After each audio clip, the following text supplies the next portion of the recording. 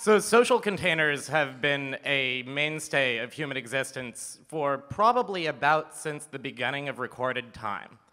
We've been coming together to celebrate harvest since the agricultural revolution some 10,000 years ago. Halloween is 4,500 years old. Chinese New Year is 4,700 years old.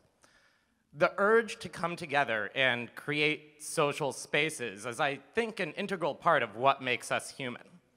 And it's how we create memories, and it's how we create signposts in memory that let us remember certain times and certain spaces. So I think about this a lot, because I run an event. I run several events. This is one of them. And so I think about social spaces, and I think about parties. And I think about why people go to some parties and not other parties, because this is a thing. So why do you go to some parties and not other parties? Is it the lineup? Is it the poster? It usually isn't. No, you go to parties, specifically you go to some parties, because your friends are there. Chances are you actually came here because either one of your friends is speaking up here, or one of your friends in the audience told you that this was a good thing to come to. So we go to social containers because of the quality of the social container. And so if you take that into account, how do you create spaces that facilitate social interaction? This is a problem that, like, I encounter when I throw large parties, but it's also a problem that all of you encounter too, even those of you who don't think of yourself as social. It's a problem so common that you see it in stock photos of happy people hanging out in their living room, because it's a problem that you encounter every time you invite somebody over for dinner. Now, when humans come together in social situations, they tend to form clusters. These clusters are usually circular-ish, with everyone facing each other so they can talk to one another. And they're usually not more than like 8 people in size. Because once you get more than 8 people in a circle, it doesn't feel like a conversation anymore. It feels like a lecture. It's a one-way dissemination of information. It's past the talking stick situation. And you see these social circles, these social clusters, in all sorts of environments. You see them in bars. You see them at parties. You see them at your kitchen table at home. The kitchen table is probably one of the most integral parts of a social circle or a social cluster that we see today.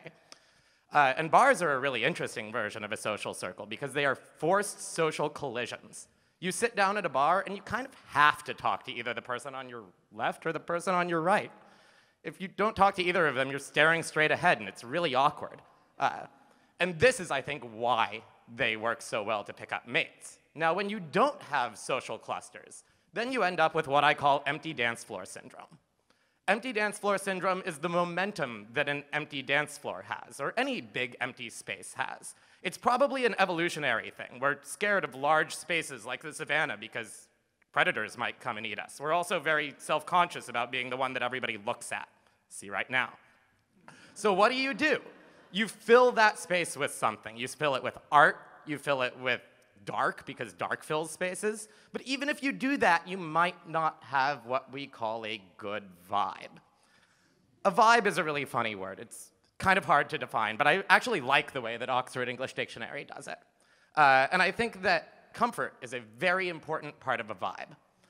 If you're not comfortable, you're probably not going to spend much time thinking about how you're going to be social, because being social is like way up on Maslow's hierarchy of needs. And if you're thinking about how you're going to feed yourself or how you're going to get out of the sun or something like that, you're probably not thinking about socialness.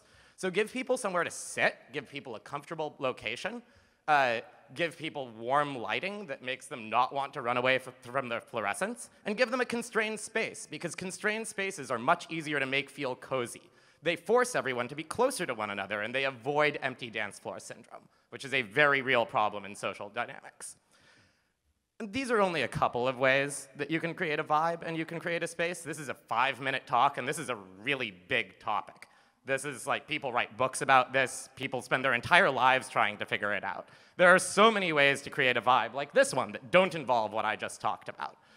But hopefully now I've given you a couple of tools that will let you look with a different perspective at your social dynamics.